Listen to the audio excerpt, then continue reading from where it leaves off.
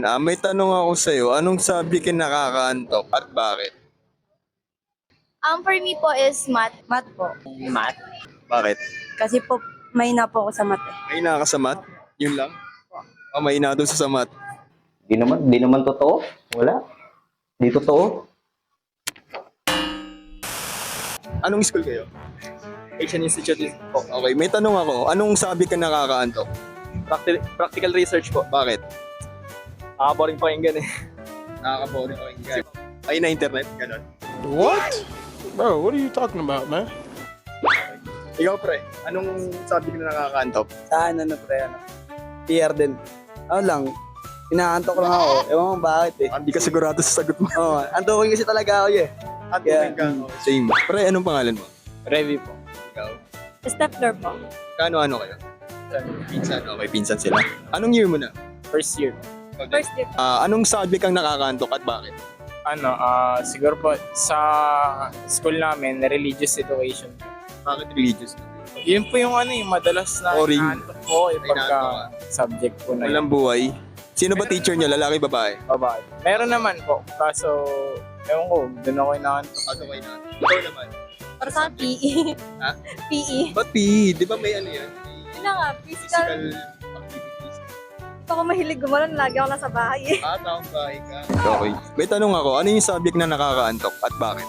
Siguro ngayon pong second year ako, yung law-related study namin. Pero more on excited. Nakakaantok siya na excited. Ganun. Philosophy. Philosophy, bakit? Hindi naman ako interesado. Sino ba teacher mo? Babae, lalaki? Babae. Babae. Parang hindi kayo close ganun. Hindi po, ayoko lang po dito sa Ayun lang. Ikaw?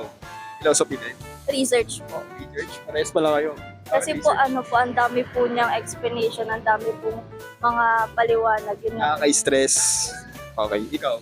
PR din po, research. Same lang kayo? Okay. Yung marami nga pong a-analyze. Maraming gawain ganun. Okay. Yun na yun. Thank you. Salamat. Nakakaantok siya na excited. Ganun. Kasi more, Nakaka-boring. hindi siya nakaka-boring, nakakaantok lang kasi parang umaga, tapos Walang alive ganun. hindi naman. Walang buhay. Hindi. May buhay yung prop kasi talaga yung oras patay, tapos Patay, nakakaantok. Ganun. Yun na yun. Yun lang. That one kasi excited. Pero world history din po, nakakaantok. Bukod dun wala na. Ha? Bukod dun wala na. Wala na. Wala na. Nag-enjoy ako sa math eh. Yan yung sa mat. Ako. Patinig pala sa mat to. Ay ate, anong pangalan mo? Mika po. Mika? Mika, nickname mo? Okay. Mikaela. Mikaela, may tanong ako. Ano yung subject ang nakakaantok at bakit? Para sa akin history kasi ang lawak niya masyado tapos kahit anong gawin mong pag-intindi, maanto ka muna talaga bago maintindihan. Yun. Iba dahil sa prop mo? Hindi naman, magaling yung prop namin. Pero, Kaso nakakaatok lang talaga yung oras niya tsaka yung mahaba yung oras. 3 hours kasi designated time for us to subject. Sabagay. So ate, saan school po kayo? Olfo po. Ha? Olfo. All po. Anong year mo na? Ano pa lang po, grade Grade 12. Sige. Ay, okay.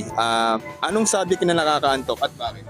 12. Para sa akin po yung physics. Kasi parang kaya pag di mo alam yung sagot, like parang di mo alam yung solving, gano'n. Kopya ka na lang. Ay, kuya. Angkat mo. Okay, meron akong tanong. Ano yung subject na nakakaantok? Para sa akin, anything na merong math, merong number, gano'n. Kasi minsan natatapat din siya sa oras na peligro. Kaya, Nakaka-stress. yun lang nakaka-stress, nakakaantok pa. Parang pinagsabay yung, parang siya, LR mo. Parang gano'n. Parang nakakaantok din. Kasi, Yun lang? Yun lang to. Okay. Hili na sagot ni kuya. Parang nakakaantok siya, lalo na pag depende pa rin yata sa pagtuturo, gano'n po. Kasi walang alive. Opo, parang depende pa rin kung masaya ba or Hello, anong name mo? Mafe po. Mafe. Mape? Real name mo yan? Mafe. Okay. Yun lang. Nickname lang. Pero anong real name mo? Marife. Marpe, okay. Marpe, may tanong ako. Ano yung subject na nakakantok at bakit? For me po is math kasi I hate numbers. Kasi pag kinaklase po namin yung math talaga, parang ang complicated sa utak. Tapos pag nakikinig ka, parang nakakantok talaga siya lalo na pag mahina ka sa math. Like me, hindi talaga ako sa math. Kaya, ayun. Haba oras. Yes. At pag sa math, lagi kayong OT, ganun? Oo, OOT talaga. Tapos ang daming computations, ang daming solutions na kailangan hanapin sa X. Ba't mo babalikan sa X? Okay, may ex ka? Wala. Ay, ano ka, single ka ngayon? Yes po. Yun lang, wala ka ng ibang subject na nakakabot. Wala na po, math lang. Math lang. Pero wala ka namang issue sa mga prof mo. Wala naman. Wala naman. Wala ba naliligaw? Wala na kaming math. Ah? Wala. Okay. Thank you, salamat. Sige pa. Baka gusto niyong review. Stop it. Get some help.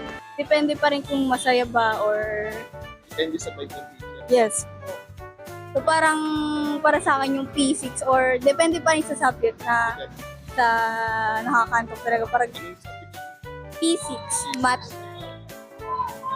Hello, te, anong name mo? Margaret. Pero, Margaret? Yeah, Marga. Nickname yan, real name. Marga. Marga. Hello, Marga. May tanong ako sa'yo. Ano yung subject na nakakantok at bakit? Siguro yung least favorite na lang kasi yung subject, depende yung sa teacher ko sino yung nakakantok magturo. Yung least favorite siguro yung English in general, oo. Oo, pero ironic lang kasi bala ko sana mag-major in English kasi writer ako eh. Pero yun nga, nakakaantok siguro ngayon sa part ko, nakakaantok na yung English na subject kasi nga, himay ko dapat yung English na subject, oo. So, yung mga structure, yung grammar, even yung mga literatures, parang basic na lang siya sa akin to the point na parang siguro nakaka-boring na siya or less interesting kasi alam ko na siya. Dati pa lang. Then, pinapractice ko rin siya ngayon. Ano mo sinasabi? Mabita, no? Oo. Ano yun eh? English ko yan eh. Anong subject yan ulit? English. English. Yeah. Yun na, wala nang ibang subject na Gusto mo ba yung katanong kanya? Same na kayo ng sagot. Kanya? Ayun, English lang. Pero kung sa akin ngayon, yung subject ko, Prof Ed. Any Prof Ed na course, maliban doon sa special and inclusive kasi about sa disabilities and giftedness yun. Pero yung Prof Ed talaga kasi parang wala pa rin sa passion ko yung magturo. Pero yung major ko as an AP, ayun, nandun sa akin kasi may ligaw sa politics and economics. Grabe.